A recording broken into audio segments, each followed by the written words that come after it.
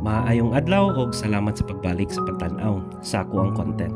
Karong adlaw nagselebrar kita sa Semana Santa. Daghang Katoliko ang mubuhat og bisita iglesia. So kagahapon amo na siyang gibuhat. Pero nakapangutana ba mo kung unsa or asa jud nagsugod ang bisita iglesia ug unsay tuyo ani?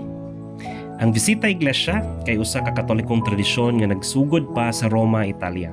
Sa panahon kini ni Felipe Neri niadtong ika-16th century. Naghimo siya og pilgrimage nga nagtuyok sa pito ka simbahan aron dasigon ng mga deboto sa pagpamalandong, pagampo ug pagsimba.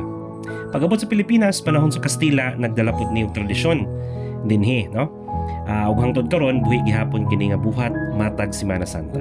Ang tumong sa bisita iglesia kay dili lang para makaikyas sa kasamok sa adlaw-adlaw nga atong gisagubang, kundi aron makapaglambigit ta sa pag-usab sa atong espiritual nga kinabuhi.